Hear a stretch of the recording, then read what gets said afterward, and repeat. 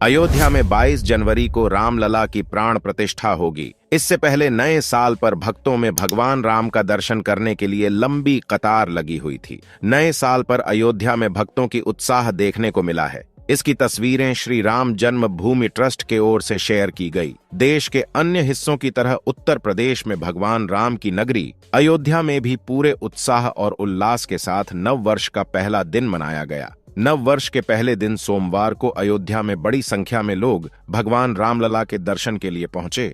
कई लोगों ने सरयू नदी में डुबकी लगाई, जबकि अन्य लोगों ने प्रतिष्ठित लता मंगेशकर चौक पर एकत्र होकर नए साल के पहले दिन का स्वागत किया। नमस्कार दोस्तों, स्वागत है आप सभी का एक बार फिर से। तो आज हम बात करेंगे अचानक अयोध्या पहुंचा सैकड़ों गिद्धों का झुंड, जटायु देख चौंकी दुनिया। इस बात में कितनी सच्चाई है। 14वीं शताब्दी में जब भारत में मुगलों का शासन हुआ तो श्री राम जन्मभूमि को नष्ट कर वहां बाबरी मस्जिद बना दी गई। 1525 में राम जन्मभूमि मंदिर को बाबर के सेनापति मीर बांकी ने ध्वस्त करवाया था। तीर्थ नगरी अयोध्या को सतयुग में वैवस्वत मनु ने बसाया था। यहीं प्रभु श्री राम का जन्म हुआ, जिसका जिक्र वाल्मीकि की रामायण में भी है। सालों तक चले राम राज्य के बाद जब श्री राम ने जल समाधि ले ली तो अयोध्या नगरी सूनी हो गई। लेकिन अब अयोध्या में बन रहे भव्य राम मंदिर को लेकर दुनिया भर के राम भक्तों में उत्साह देखा जा रहा है। 22 जनवरी को होने वाले रामलला की प्राण प्रतिष्ठा कार्यक्रम को लेकर हर कोई अपने तरीके से खुशी मना रहा है। कोई अपने सिर पर राम मंदिर का मॉडल लेकर घूम रहा है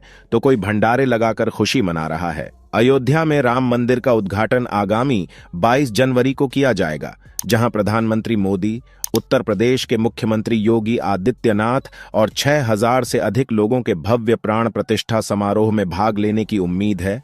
सोनिया गांधी, मल्लिकार्जुन खड़गे, नीतीश कुमार, ममता बनर्जी समेत राजनीतिक दलों के बड़े नेताओं को आमंत्रित किया गया है। वहीं फिल्मी जगत से अमिताभ बच्चन, माधुरी दीक्षित, अनुपम खेर, अक्षय कुमार, रजनीकांत, संजय लीला भंसाली, मोहनलाल, धनुष, रणबीर कपूर, आलिया भट्ट, अजय देवगन, सनी देओल, प्रभास, यश समेत अन्य हस्तियों को भी समारोह के लिए आमंत्रित किया गया है। आज हम आपसे बात करने वाले हैं दो अहम खबरों की, और दोनों की दोनों जुड़ी हुई है भगवान श्री राम की जन्मभूमि से। पहले खबर है जहां पर राम जन्मभूमि के बाद एक और आंदोलन की शुरुआत होने वाली है।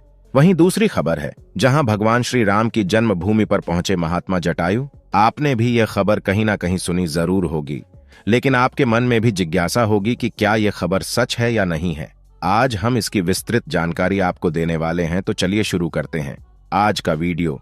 सबसे पहली खबर पर आते हैं, जो कि आई है वृंदावन से, जहां श्री राम जन्मभूमि के सवाल पर श्री केशव प्रसाद मौर्य ने कुछ ऐसा कह दिया जिसने भारत में रह रहे मुस्लिम मौलानाओं को परेशान करके रख दिया है। दरअसल यह बात है वृंदावन की, जहां साध्वी रतंभरा देवी का जन्मदिन मनाया जा रहा था, और साध्वी रतंभरा का यह 60वां जन्मदिन था, जिस पर 3 दिवसीय कार्यक्रम था। यहां पर देश के गृहमंत्री अमित शाह जी को भी आना था, लेकिन खराब मौसम के चलते वह नहीं आ पाए। इसी बीच में केशव प्रसाद मौर्य जी से एक सवाल पूछा जाता है, जिसका जवाब वह ऐसा देते हैं कि भारत में एक हलचल शुरू हो जाती। केशव प्रसाद मौर्य उत्तर प्रदेश के डिप्टी सीएम है। इस मौके पर जब डिप्टी सीएम से यह सवाल किया गया कि श्री राम जन्मभूमि के बाद अब क्या होगा, उन्होंने जवाब दिया कि राम मंदिर तो बन गया है, अब श्री कृष्ण जन्मभूमि की तैयारी की जा रही है। 22 जनवरी को अपने गांव, अपने शहर को अयोध्या और अपने घर को श्री राम मंदिर समझकर आप सभी लोग दिवाली मनाए। यानी कि केशव प्रसाद मौर्य जी ने यह बात कह दी है कि अब राम मंदिर के बाद बारी है श्री कृष्ण जन्मभूमि की, जिसको लेकर देश भर में आंदोलन शुरू भी किया जा चुके हैं, और सबको इंतजार है 22 जनवरी का। जब 22 जनवरी को भगवान श्री राम की प्राण प्रतिष्ठा की जाएगी, उसके बाद यह अंदाजा लगाया जा रहा है कि श्री कृष्ण जन्मभूमि की मुक्ति की तैयारी भी शुरू हो जाएगी, क्योंकि डिप्टी सीएम केशव प्रसाद मौर्य ने यह कहा है कि श्री कृष्ण मंदिर की तैयारी की जा रही है। इसका मतलब कुछ ना कुछ बीजेपी में इस मुद्दे को लेकर चल जरूर रहा है, और उम्मीद है कि 2024 के चुनाव में यह बात जनता के सामने रखी भी जाएगी। आपको क्या लगता है दोस्तों, वह भी हमें कमेंट अवश्य करें। अब दोस्तों, धरती पर मानव जीवन और प्राकृतिक के चक्र का संचालन करने के लिए पशु पक्षी और जीव जंतु की सक्रिय भागीदारी रहती है। किसी भी पशु पक्षी और जीव जंतु के विलुप्त होने के कगार पर पहुंचने से प्राकृतिक संतुलन गड़बड़ा जाता है। गिद्धों की लगातार कम हो रही संख्या के चलते इन्हें लुप्त प्रजाति के पक्षियों में शामिल किया गया है। गिद्धों को प्रकृति का सफाई कर्मी कहा जाता है। मिल्कीपुर क्षेत्र के जंगलों एवं ग्रामीण क्षेत्रों में प्रकृति के सफाई कर्मी और विलुप्त प्रजाति के पक्षी गिद्ध झुंड के रूप में दिखाई देने लगे हैं। गिद्ध मृत्यु प्राणियों के अवशेषों को खाकर पर्यावरण को स्वच्छ बनाए रखने में महत्वपूर्ण भूमिका निभाते हैं। एक तरह से मनुष्यों की सहायता करते हैं। वह कई तरह की गंभीर संक्रामक बीमारियों से मनुष्यों की सुरक्षा भी करते हैं। प्राकृतिक वातावरण में भी गिद्ध महत्वपूर्ण भूमिका का निर्वाह करते हैं। एक अद्भुत खबर आ रही है अयोध्या से कि पता लग रहा है कि अयोध्या में महात्मा जटायु पहुंच चुके हैं। दोस्तों, आपको याद होगा कि सन 2000 के बाद से कहीं भी गिद्ध दिखाई नहीं देते थे और अचानक 23 साल बाद अयोध्या नगरी में गिद्धों का झुंड पहुंच गया है। लोग कह रहे हैं कि यह साक्षात जटायु हैं जो भगवान श्री राम के मंदिर के प्राण प्रतिष्ठा में शामिल होने के लिए आए हैं। दोस्तों, अयोध्या से जटायु जी के प्रवेश की यह खबर जैसे ही लोगों को मिली, यह ट्विटर पर वायरल हो गई। बड़े बड़े सेलिब्रिटीज इसको लेकर ट्वीट करते हुए दिखे। इसके अलावा बड़े बड़े यूट्यूबर्स भी इस पर वीडियो बना रहे हैं। मीडिया भी कवरेज करने के लिए अयोध्या पहुंच चुकी है, क्योंकि यह अपने आप में बड़ी खबर है कि जटायु जी अयोध्या पहुंच चुके हैं। आप में से ज्यादातर लोगों ने यहां देखा होगा कि पिछले कई दशकों से गिद्ध हमें भारत में देखने को नहीं मिलते हैं, लेकिन अचानक इनका पूरे भारत में और कहीं नहीं, सिर्फ एक जगह पर दिखना यह किस ओर इशारा कर रहा है? आखिर क्यों यह गिद्धों के बड़े बड़े समूह अयोध्या पहुंच रहे हैं? लोग यह कहने लगे थे कि अब गिद्ध केवल किताबों में ही देखने को मिलेंगे। ऐसे साक्षात देख पाना अपने आप में एक चमत्कार है, वह भी अयोध्या में, जब राम मंदिर की प्राण प्रतिष्ठा होने जा रही है। यह अपने आप में एक चमत्कार है। जहां तक जटायु का सवाल उठता है तो जटायु का रामायण में जिक्र मिलता है कि महाराज दशरथ के मित्र थे। देवासुर संग्राम में उन्होंने महाराज दशरथ का साथ दिया था और उसके बाद जब माता सीता का हरण हुआ तो उस समय जटायु ने जब देखा कि रावण माता सीता को लिए हुए आसमान में चला जा रहा है पुष्पक विमान पर, तो जटायु ने पूरी कोशिश की माता सीता को बचाने की। आसमान में जटायु उड़ते हुए पहुंचे और रावण से युद्ध हुआ।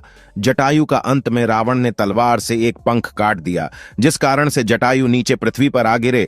बाद में जब भगवान राम उनके समीप पहुंचे तो उन्होंने कराहते हुए जटायु को देखा तो उन्होंने हे तात कहकर संबोधन किया।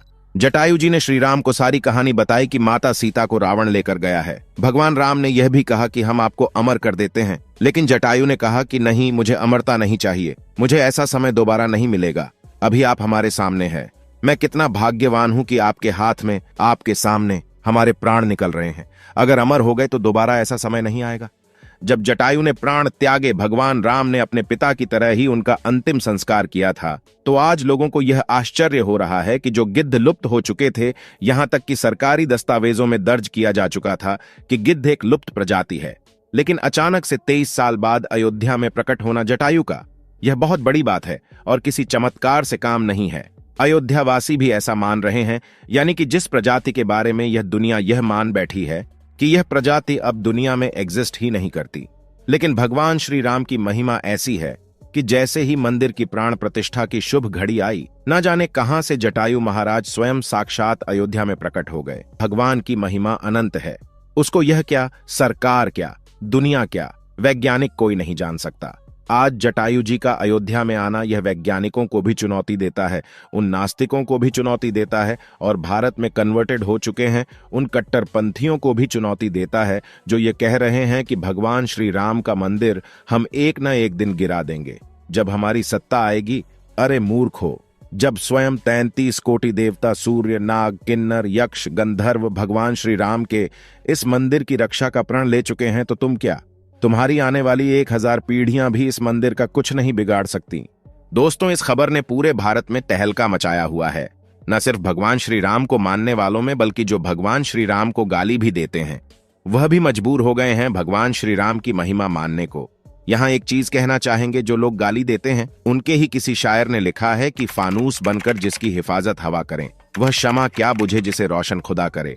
तो जब प्रकृति खुद आ रही है, भगवान श्री राम की प्राण प्रतिष्ठा में कुदरत के नए नए चमत्कार हो रहे हैं। ऐसे मंदिर को गिराने वालों को एक बार सोचना चाहिए कि क्या वह कभी गिरा पाएंगे।